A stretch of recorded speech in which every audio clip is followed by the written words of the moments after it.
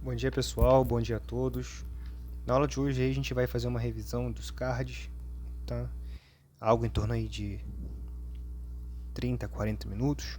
Revisão rápida para você ouvir no ônibus, para você ouvir enquanto está voltando do trabalho. Aciona aí, baixa esse vídeo que você vai ver que você não vai perder nada. O conteúdo é bom, faço com base na letra da lei, às vezes doutrina, tem questão também, tudo bem? Vamos para a aula.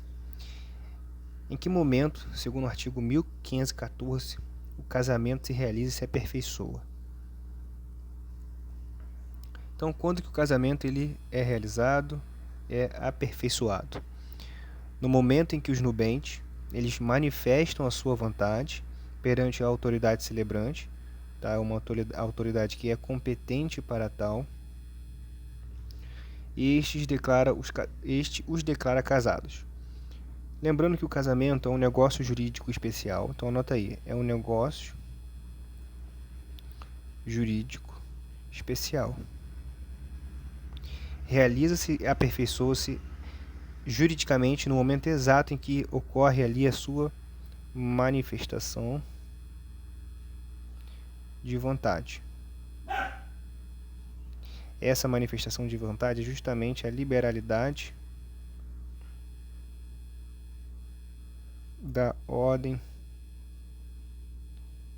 privada.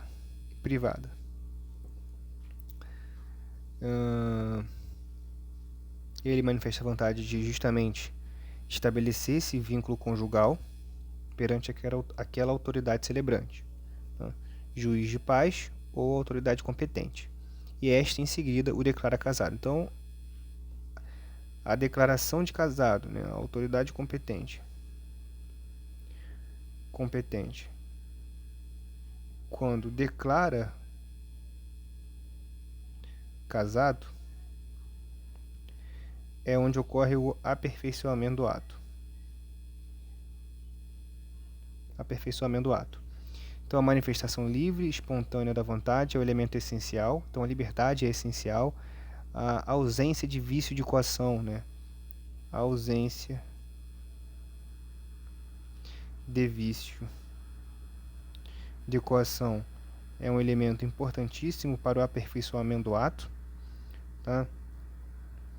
Lembrando que qualquer recusa ou arrependimento, tá, implica na suspensão imediata da celebração. Tem até um vídeo muito engraçado, quer dizer, nem um pouco engraçado, e totalmente oneroso para o homem, em que a mulher brinca, falando que não aceita, mas ela fala num tom jocoso. Mesmo num tom jocoso, ocorre ali a suspensão imediata da celebração, sendo vedada a retratação no mesmo dia. Isso significa que o noivo terá que pagar um novo dia para a realização, tá? A solenidade da celebração ela envolve o registro. A realização do casamento se dá com a combinação de vontade, tá? E o registro propriamente, enquanto o registro propriamente dito atua no plano da eficácia. Veja, não brinque no seu casamento. A lição que eu tenho aqui é não brinque no seu casamento, porque se for brincar, a suspensão será imediata da celebração. Tudo bem? Vamos avançar. Convenção Internacional sobre a Eliminação de Todas as Formas de Discriminação. Isso eu já vi cair numa questão. Essa Convenção Internacional de Eliminação de Todas as Formas de Discriminação, que está em 65, visa proteger justamente a minoria. Ela está no momento racial. A proteção principal é racial, porque nesse momento existia, que ainda existe, né? Mas o racismo era muito acentuado, bem mais explícito como é hoje. Então, visando combater o racismo e a discriminação de todas as formas raciais, surge essa convenção internacional, de forma que solicita a cooperação das nações. Veja, essas formas, cabe lembrar também que essas formas de cooperação, elas são manifestação do transconstitucionalismo. O que é o transconstitucionalismo? Cara, é muito interessante você entender isso, porque os países, eles se relacionam, mas eles apresentam uma constituição interna. Essa Constituição interna é o que garante toda a liberdade de uma nação, é o que garante a sua soberania, direitos e deveres, é o que garante liberdade, igualdade, segurança, propriedade, tá? Então, o respeito, o transconstitucionalismo representa justamente um respeito à soberania e um respeito a um princípio da não intervenção.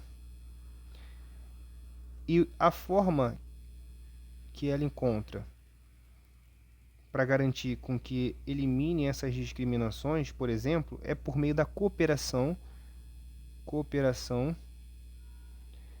entre as nações, justamente por meio de quê? Por meio de convenções internacionais. As convenções internacionais é justamente uma forma de garantir cooperação entre as nações, respeitando a soberania e o princípio da não intervenção, que está presente no nosso artigo 4º da Constituição Federal. Tudo bem? Essa revisão desse transconstitucionalismo serve justamente para te lembrar isso, que essas convenções internacionais que visam proteger minorias, que visam proteger, como por exemplo o Protocolo de Nova York, que visa proteger a galera que tem alguma condição especial, alguma deficiência, garantindo a capacidade de ser, né, a capacidade de gerir patrimônio, né, de se autodeterminar como uma pessoa capaz de gerir seu próprio patrimônio. Essas convenções, esses protocolos servem para garantir respeito ao princípio da soberania, ao princípio da não intervenção, serve para garantir respeito ao princípio da territorialidade, né, ao princípio da territorialidade. Por quê? Porque é justamente o princípio da territorialidade que garante também a reserva da jurisdição nacional, né, a reserva da jurisdição nacional. E o que seria a reserva da jurisdição nacional? A reserva da jurisdição nacional é justamente garantir que o nosso juiz, o juiz daquela nação, togado, competente, investido, que é o competente para julgar aquele litígio, serve também para garantir a harmonização das liberdades públicas, a harmonização das liberdades públicas. O que seria a harmonização das liberdades públicas? Seria justamente um princípio, esse conceito da harmonização das liberdades públicas é um conceito até que vem do excelentíssimo ministro Alexandre de Moraes, do Supremo Tribunal Federal, né, que garante com que, por meio das regras da proporcionalidade, né, e por meio das regras da harmonização, das regras da... Não existe ali a harmonização das liberdades públicas, ela visa, na verdade, a convergência. Na verdade, não seria convergência, fugiu a palavra agora, mas ela visa justamente as regras, né, os princípios, eles não se anulam, mas eles conseguem coexistir e se respeitar, de forma que se harmonizam no âmbito da decisão. Muitas vezes, uma liberdade pública, né, por exemplo, a vida, acaba tendo que ser superior à liberdade em alguns momentos. E isso é harmonização. Depende do caso concreto, depende da proporcionalidade, né? Então, é justamente essa harmonização dessas liberdades públicas no âmbito da soberania nacional, no âmbito dos países, esse respeito à reserva da jurisdição nacional, a cooperação entre os povos, é isso que essas convenções visam garantir. Tudo bem? Tá bom, Alessandro, mas o que é importante para essa convenção? Essa convenção ela proíbe a discriminação racial em todas as suas formas, incluindo no trabalho, na remuneração, nas condições de emprego. Tá? Não menciona funções públicas de forma expressa. Enfim, caiu numa questão, decidi trazer para vocês e fiz uma revisão geral. Qual o prazo de validade do mandato em um casamento por procuração? É possível casar por procuração? É possível. Tem um mandato para isso, de transferência de poderes, que não poderá ultrapassar 90 dias. Tá? O casamento por procuração é uma modalidade especial que permite a representação de um ou de ambos os nubentes mediante instrumento público com poderes especiais. Tá? O prazo de validade, 90 dias. Tudo bem? Não vou ler tudo porque não é tão importante assim para as nossas questões de concurso. Como se define o conceito básico de responsabilidade civil quanto à norma jurídica? é a transgressão da norma jurídica civil pré-existente que impõe ao infrator a obrigação de indenizar. Veja bem, quando a gente fala de responsabilidade civil, a gente está falando do meu tripé, que é conduta, dano e nexo causal. O nexo causal é justamente o liame subjetivo entre o dolo ou a culpa capaz de proporcionar um risco proibido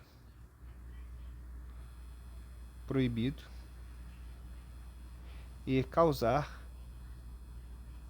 o dano. E aí você, quem causa o dano, responde proporcionalmente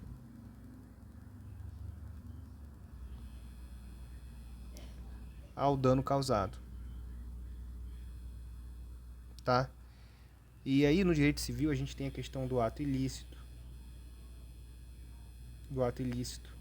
tá? Onde que está essa na disposição? A gente tem aí o artigo 926 do Código Civil, 927 do Código Civil, 932, tá? São artigos que falam justamente sobre a responsabilidade civil de danos. Se eu causo um dano, eu tenho a minha obrigação de reparar, de indenizar, tá? Então, como se define o conceito básico de responsabilidade civil quanto à norma? É a transgressão de uma norma jurídica civil, ou seja, um ato ilícito,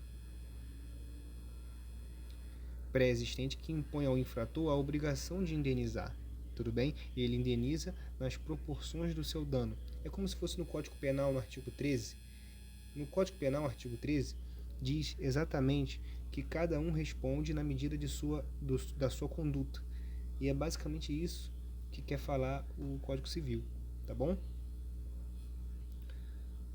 Legislação penal. Aqui tem alguns pontos para destacar. A lei de abuso de autoridade, ela faz o seguinte, lá no artigo 1º, ela já considera a necessidade de dolo específico. As condutas desta lei, né, constituem crime de abuso de autoridade quando praticadas com a finalidade específica de prejudicar outrem ou beneficiar a si, tá? Ou por mero capricho ou satisfação pessoal, mas tem a finalidade específica. O sujeito ativo é qualquer agente público, servidor ou não, da administração direta, indireta, fundacional, de qualquer dos poderes, União, Estado, Distrito Federal, dos municípios ou território, mas não se limitando. Então, qualquer agente público.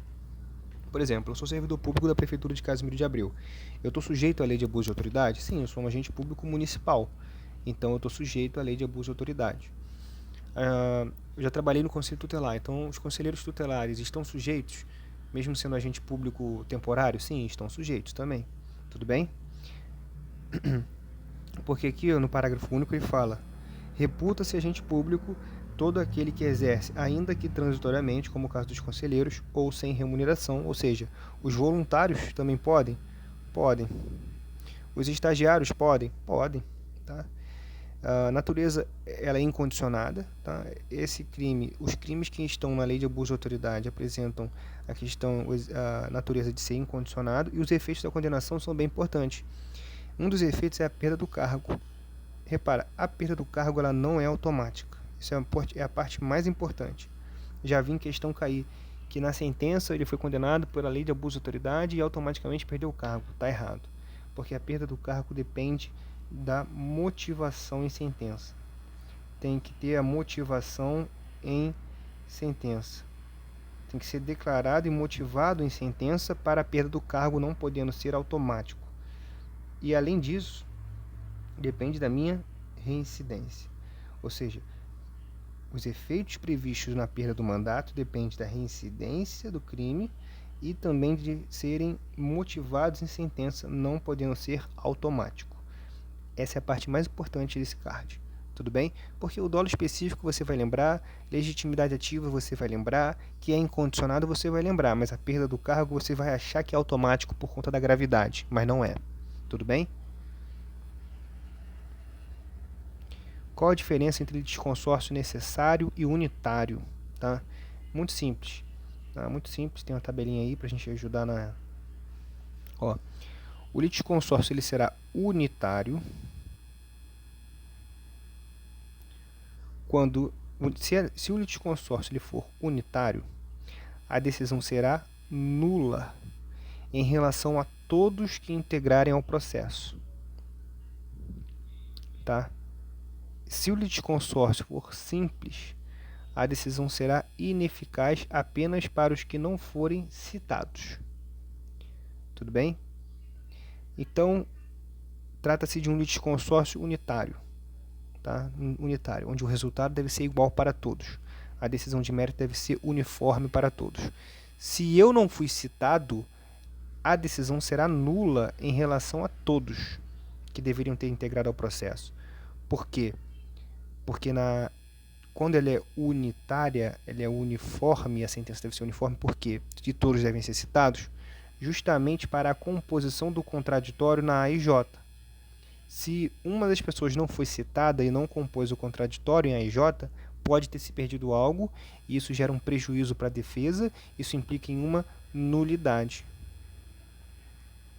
Já quando o litisconsórcio é simples, se eu deixo de citar, apenas é ineficaz em relação a quem não estava no processo. O litisconsórcio unitário é aquele em que, pela natureza da relação jurídica, o juiz tiver que decidir o mérito de modo uniforme para todos os litisconsórcios. Tudo bem? Então, o âmbito aqui é da eficácia. A eficácia do unitário ela é a uniformidade. O unitário é uniforme para todos os litisconsórcios. Já o litisconsórcio necessário, ele foca na eficácia da sentença, que depende da citação de todos. Para garantir eficácia, precisa da citação de todos. Então, o litisconsórcio necessário, a gente vai lembrar da eficácia da sentença, depende da citação de todos. Já o unitário, a decisão de mérito deve ser uniforme. Tá? Tabelinha aí para ajudar. O que é um casamento em caso de moléstia grave? É um casamento celebrado onde o nubente enfermo se encontra, mesmo que à noite ou com urgência, perante duas testemunhas, dispensando o processo de habilitação prévio. Isso cai pouco. Na criminologia crítica, entende-se... Isso aqui cai legal, ó. Isso aqui já vi cair bastante. Por quê? A criminalização... Aqui tem uma travada. A tela. Vamos lá, tela, me ajuda aí. Ó, abriu. A criminalização primária, meu amigo, é aquela criminalização que ocorre no âmbito do legislativo. É a criação, você por meio da Constituição Federal, pega um bem jurídico tutelado e transforma no Código Penal. É aquele que a gente chama, é o que está legislado, tá? É o que está escrito. Já a secundária é a minha aplicação. É aqui que a gente tem teorias como Labelling, acho que é assim que se escreve, Approach. Se eu errei, acho que talvez eu errei num B aqui, mas enfim, Labelling Approach, que diz que a teoria do etiquetamento social. Etiquetamento social. Porque no âmbito da aplicação, da aplicação da lei que está prevista no Código Penal, com bem jurídico tutelado, o agente público pode, por meio de seus princípios da veracidade e princípio da legitimidade dos atos administrativos, pode condenar aqueles que apresentam um estigma social, segregando da sociedade. Ou seja, se você tem aí um grupo de pessoas, aqui você tem um grupo de pessoas X, vou estranho isso aqui, hein? Grupo de pessoas X, e aqui você tem um grupo de pessoas Y.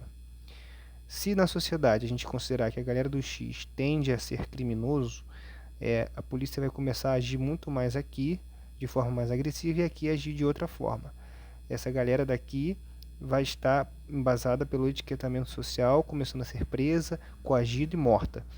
Então é a criminalização secundária que tem a aplicação do Labelling Approach. Vamos ver se a questão pede isso. A gente chama de uma criminalização seletiva. Então Então, na criminalização crítica, entende-se a criminalização primária como a escolha legislativa de condutas a serem consideradas como crime, enquanto na secundária corresponde à aplicação prática dessas normas pelas agências penais de forma seletiva, influenciada por fatores sociais, econômicos e políticos. Certo, é exatamente isso. Essa questão já vi cair muito, tudo bem? Não vou nem ler, mas daqui ó, tá certa a questão, tudo bem? Vamos avançar. O princípio do juiz natural visa impedir a criação de tribunais de exceções e assegura que ninguém será processado senão pela autoridade competente, permitindo, contudo, que a parte escolha o magistrado que julgará a sua causa para garantir a imparcialidade. Estava tudo certo até esse final.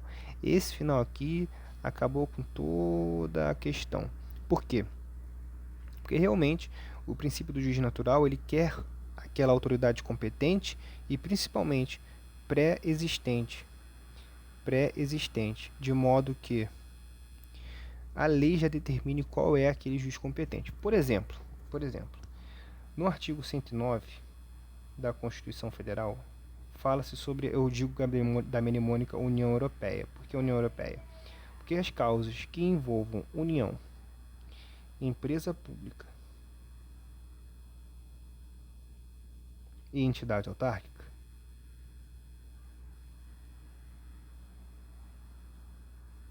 ou fundacional, essa galera aqui, né? Então, por exemplo, envolveu ali empresa pública. A gente pensa na Caixa Econômica Federal. Então, o processo envolve a Caixa Econômica Federal. Processo que envolve, por exemplo, o INSS. Esses processos, independentemente, como parte ou terceiro interveniente, já a competência será da Justiça Federal. E se a Justiça Federal entender que não é competência deles, aí sim que ela remete o caso para a Justiça Estadual. Mas você entende que isso aqui é pré-existente, já está previsto, a competência não foi determinada depois que o crime aconteceu, mas antes. É isso que determina o juiz natural. Trouxe esse exemplo para você lembrar o que é o juiz natural e para você lembrar quando vai ser competência da Justiça Federal também. Tudo bem? Então, tá aí, ó. Resposta. Errado. O princípio do juiz natural proíbe a criação de tribunais de exceção e garante que o julgamento pela autoridade competente, mas uma de suas consequências é justamente a impossibilidade de a parte escolher o juiz, que violaria a imparcialidade. Inclusive, tem até as causas de suspeição, né? Tem aí as causas de suspeição. Dentro das causas de suspeição, você tem, por exemplo, a amizade ou inimizade. E dentre os parágrafos da suspeição, né, se eu não me engano está no 2, não lembro agora o artigo certo. Calma, deixa eu tirar aqui que abriu um negócio.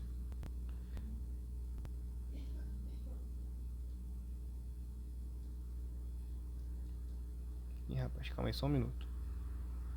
Tá, vamos lá. Só para relembrar, nas causas de suspeição, não vou escrever tudo de novo não. Nas causas de suspeição, tem um parágrafo que diz que a suspeição ela não pode ser induzida, sob pena de ferir o juiz natural. Por exemplo, eu não posso forçar uma inimizade com o juiz justamente para induzir uma suspeição e modificar a competência do juiz, pois isso iria ferir justamente o princípio do juiz natural, em que declara que a competência é pré-existente.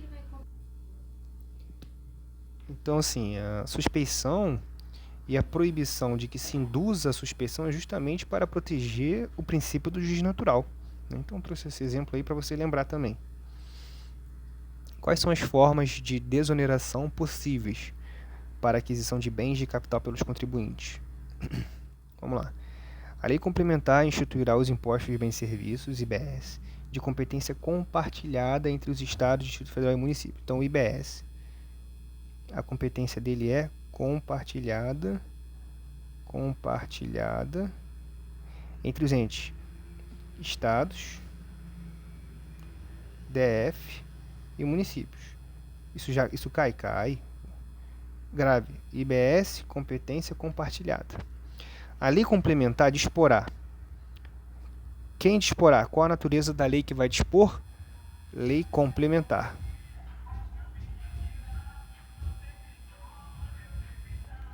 A forma de desoneração da aquisição de bens de capital pelos contribuintes poderá ser implementada por meio do crédito integral e imediato, do diferimento ou da redução em 100% da alíquota de imposto. Tá? Então, quais são as formas de desoneração? Está aqui. As formas de desoneração são por meio crédito integral e imediato do imposto, diferimento, ou seja, deixa para pagar depois, ou uma alíquota de imposto em redução de 100%. Tá? Essas são as formas de desoneração. Você tem que lembrar também, né, que dentro do direito relacionado ao direito financeiro, ao direito tributário, existe ali o que a gente chama de PPA, o Plano Plurianual, LDO e LOA, ou seja, um planejamento orçamentário. Esse planejamento orçamentário, se eu faço uma redução, uma desoneração, por exemplo, ou seja, eu estou falando que eu deixo de ganhar de um lado, ou seja, eu estou fazendo uma diminuição da receita, tá? Mas a despesa ela continua igual. Ou seja, eu vou ter que fazer uma substituição de receita. Eu tenho que fazer um estudo técnico preliminar para eu justamente, o ETP, para eu justamente determinar de onde vem a receita que foi desonerada, para que não haja um desequilíbrio no balanço patrimonial entre receita e despesa, né, e não ocorra qualquer prejuízo na questão da distribuição orçamentária.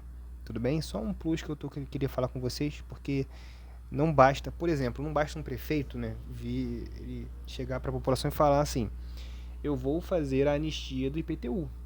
Né, eu vou fazer a anistia do IPTU. Ele não pode simplesmente fazer isso sem determinar de onde será retirada aquela receita que foi desonerada, porque isso pode gerar um prejuízo no PPA, na LDO, na LOA. Tá? Isso é muito importante. Aqui foi uma questão, eu vou pular. Compete às seções de direito público e privado processar e julgar a ação rescisória quando a decisão rescindenda for acórdão proferido por uma das suas câmaras. Então, nós temos a seção de direito público e privado. Tá? Se uma de suas câmaras rescindir um acórdão, cabe a ação rescisória. No caso de crime permanente continuado, se uma lei penal mais grave entrar em vigor durante a prática do crime, qual lei será aplicada? A pena mais grave. Isso eu já gravei, mas você tem que entender. Por exemplo, vamos pensar numa linha do tempo aqui. O crime de sequestro, tá? Vamos imaginar que no dia 1, Pedro sequestrou Amanda. Aqui no dia 43, Pedro ainda continua sequestrando a Ana em sua posse, ou seja, um crime que se protrai no tempo. É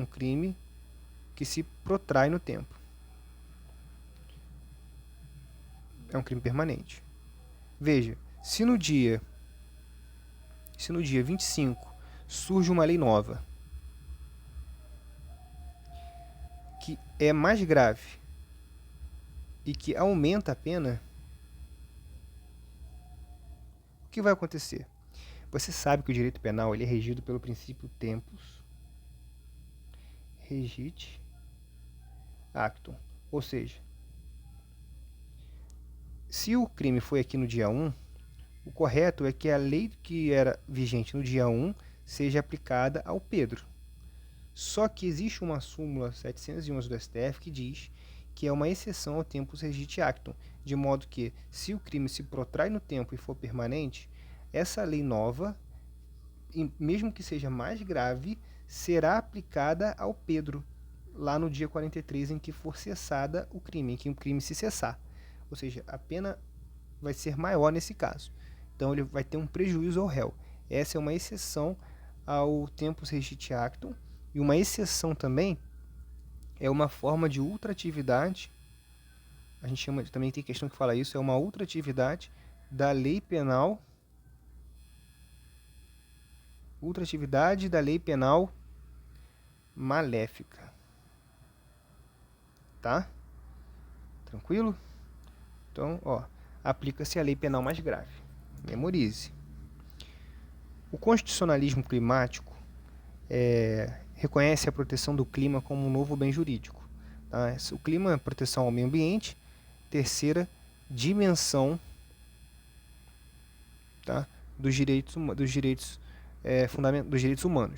né? Das gerações de direitos humanos. Qual fundamento constitucional sustenta esse reconhecimento? O clima integra processos ecológicos essenciais mencionados no artigo 225, sendo necessário para o meio ambiente ecologicamente equilibrado. Isso está exatamente, é um princípio que está explícito no 225. O clima constitui matéria de competência privativa da União? Não. O clima é tutelado apenas indiretamente? Não. O clima é protegido exclusivamente por tratados internacionais ratificados? Também não. Letra A. Tá? O clima é um bem jurídico autônomo, tá? Previsto no 225, garante um meio ambiente ecologicamente equilibrado, essencial à sadia qualidade de vida, impõe o dever de proteger processos ecológicos essenciais. A estabilidade climática é entendida como um desses processos ecológicos essenciais, sem a qual o equilíbrio ambiental e a qualidade de vida seriam comprometidos. A ação penal no que se refere à lesão corporal resultante de VDM é considerada pública e incondicionada? Sim. Tá? O STF é claro ao sustentar que, independentemente da extensão do resultado da violência, a natureza é incondicionada. O único crime que permanece condicionado à representação é o crime do stalking, do 147A. É o único crime de perseguição, né, agora me deu um branco, se é 147A. Mas enfim, o crime de ameaça, o crime de stalking, né, ele é condicionado, né, à representação da ofendida, que é uma condição de procedibilidade. Tá? O artigo 16, nas ações penais públicas condicionadas à representação, nas condições que dependem de representação, pode ocorrer a renúncia. A renúncia pode ocorrer. Mas aí você tem que entender que isso cai em concurso, tá? Anota isso aí que isso cai. Existem duas formas de fazer a renúncia. Tem a renúncia pelo Código de Processo Penal e tem a renúncia pela Lei Maria da Penha, no artigo 16 da Lei de VDM. No Código de Processo Penal, a renúncia dos crimes que é condicionada à representação pode ocorrer até o oferecimento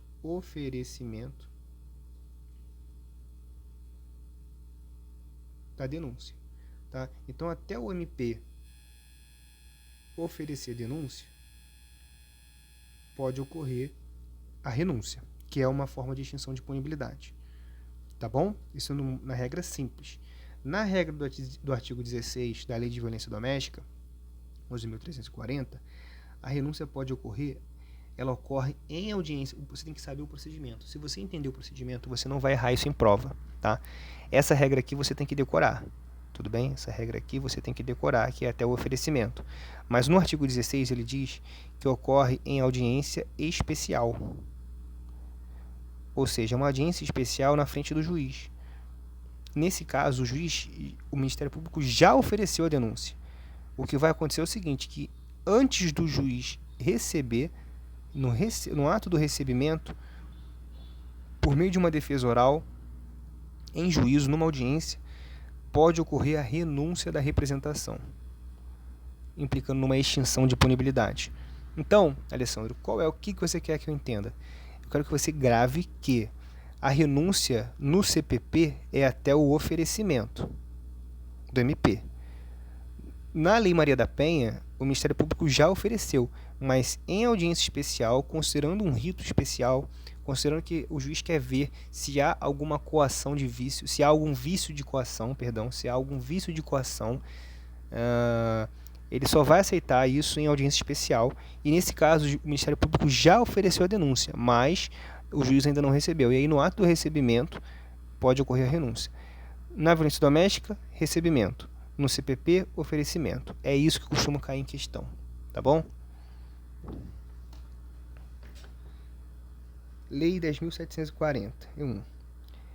É obrigação da família, da comunidade, assegurar ao idoso, com absoluta prioridade, a efetivação do direito à vida, à saúde, à alimentação, à educação, cultura, enfim, tudo aqueles direitos ali. A garantia de prioridade compreende, né? O que os idosos têm direito? Prioridade no recebimento da restituição. Cara, isso aqui que já vi cair, e a galera pensa assim, não é isso não, tem nada a ver. Mas tem a ver, ó. Calma aí que deu ruim aqui, né? Tá, a gente continua aqui. Ih, rapaz, calma aí que deu ruim aqui no finalzinho do vídeo, a gente já tava acabando.